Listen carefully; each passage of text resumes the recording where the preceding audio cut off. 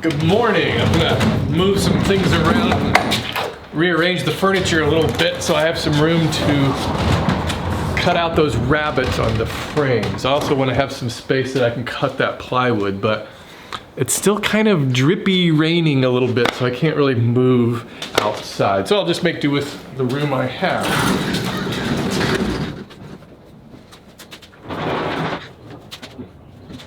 Hey, I wanted to mention about Cobra and Bubbles because a lot of you saw the cats and didn't realize that we had new cats. Those are Cobra and Bubbles, our brother and sister. They were born September 21st. We got them at a shelter nearby and they are absolutely hilarious. I mean, they are so full of energy. I mean, we miss Princess Meow Meow so much, but she was very old and she didn't get around a whole lot towards the end of her life. But these two, you hear that? And there's one constant about making my videos, and that's whenever I turn on the camera, I'm gonna have loud birds outside. But anyways, it's so nice to have so much energy in the house with these two kittens. They just run crazy back and forth the house like all day, and then they sleep really, really hard. These kind of rabbits are my least favorite type of cut to make on the router just because they're so messy. I can't use my fence, so I don't have anywhere to hook up my vacuum, and it just router chips fly everywhere.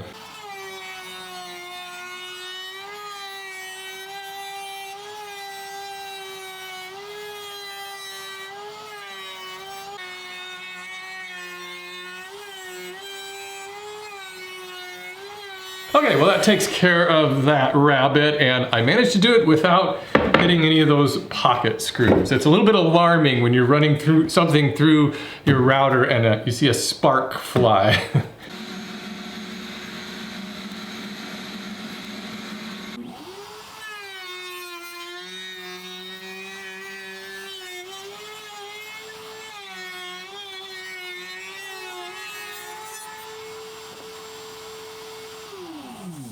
One of the bonus guides in my Weekend Woodworker course is 27 ways to be more productive in your workshop. And one of those things is to clean up messes as soon as you make them.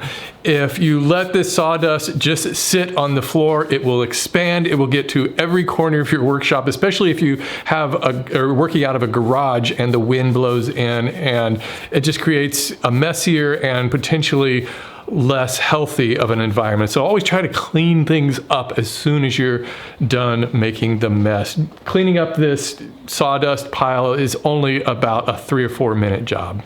Any full sheet of plywood thicker than 1/4 inch, I wouldn't consider breaking down on my table, so I would use a circular saw, but I can usually kind of manage 1/4 inch.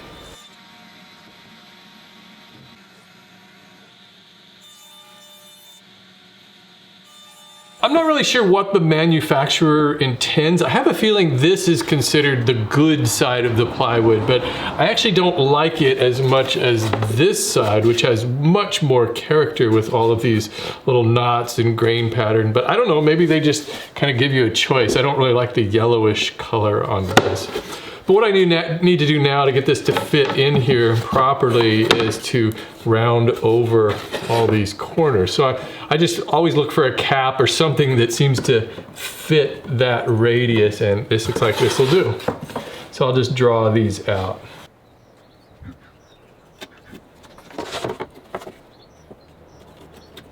You can cut those corners out with a jigsaw, bandsaw, or whatever, but I actually prefer to just use my disc sander when it's really not that much material to remove. I find I can just get a lot smoother, more rounded cut and be a lot more precise. And hey, if you're looking to spend money, if that's your thing, if you want a new tool to buy, I would recommend a disc sander. It's really one of the most useful tools in my shop. And if you can, get it with one of these strip sanders on it. This is just so handy.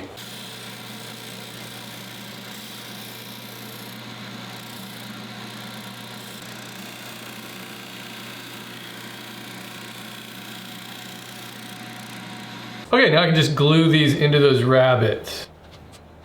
Sometimes when I do this, people ask me if this is going to cause problems with wood expansion and contraction, and that should it be regular frame and panel construction where there's room for the panels to move. And it doesn't matter in this case because these are plywood panels. It's one of the reasons I chose to use plywood is because I don't have to worry about the wood expansion and contraction. And these pieces are just so thin that any expansion and contraction of those is just so minimal that it really won't pose a problem. So I'll just weight this down rather than clamp it.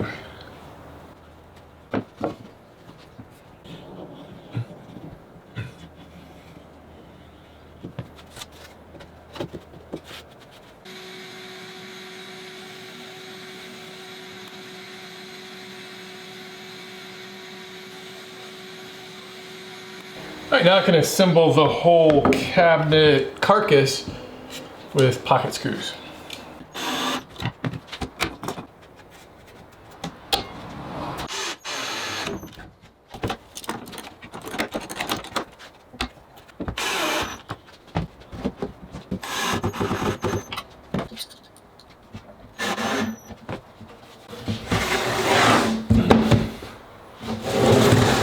Okay, it's starting to look like a printer stand. A little bit. All right, time to cut up some of that 3/4 inch plywood.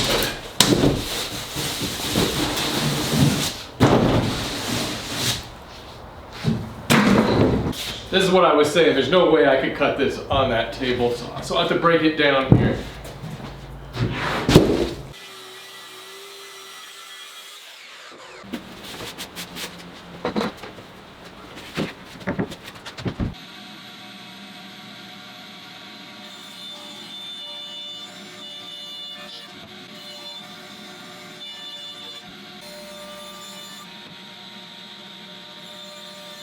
You guys have probably heard me say a million times to cut your pieces to size. Don't just go off of what's on the plans. And so what did I do this time? I just cut these pieces without actually measuring the opening of the cabinet. So I hope these fit. So, well, of course they don't fit. However, I got lucky because they're a little bit too big. That would have been different if they were too small because it's very difficult to add wood onto wood. Now, let me just shave a little bit off of this. See, hopefully I can get it to fit in there. Well, okay, the curious thing is that the dimensions this way look like it's about a 1/2 inch short. I'm not sure what's going on there. I better look at my plans and see what I did. This is why. Always remember to cut things to size. Measure the size of whatever you need to fit in there. I have no idea why I did it this time. My brain must be just somewhere else today. Okay, I just looked through my plans and I figured out where I made the mistake. And it's on all of these short boards going this way. I cut these all 14.5 inches long. In my plans, they're 14 inches long. I have no idea how I did this and how it got to this point, but naturally it showed up when I cut this board and now it's short. So now I gotta figure out what I want to do. I really don't want to just cut some more boards and waste these for a 1/2 inch. Okay, I think I got this figured out. What I'm gonna do is, well, first of all, I just shaved that down a little bit so that this fits in there better. In fact, I got it in there so tight that I can't get it out. Well, it doesn't matter, I can tap it out of there. But what you can see is that this piece will fit towards the front, and then in the back of the cabinet, there's just gonna be a little bit of a 1/2 inch gap. And then this shelf here for the printer will fit in something like this, and also have that little bit of a gap back there. But I don't think it'll matter. I don't think it'll matter because it's on the back, right? You're not going to see it. Always put the crappy side against the wall. In this case, hey, that's the side that goes against the wall. So I'm not going to sweat it. I do wish I'd measured that before cutting those. Hey, I got a request for you. Leave me your favorite joke down in the comments. Your absolute funniest joke that you could think of, put it down in the comments. I would love to read something funny, and I think we all would. And hey, once you start reading through some of those jokes, pick out your favorite joke and then tell it to somebody in person. Let's just see if we can brighten up everybody's day a little bit. I know I'm gonna leave it off here for the day because when I start making goofs like that, it's usually a sign that I probably need to shut it down for the day. And so tomorrow I've gotta set up my dado stack so I can cut a dado in both of these pieces for this center divider, and then I'll just keep on moving with it. I'll see you guys tomorrow.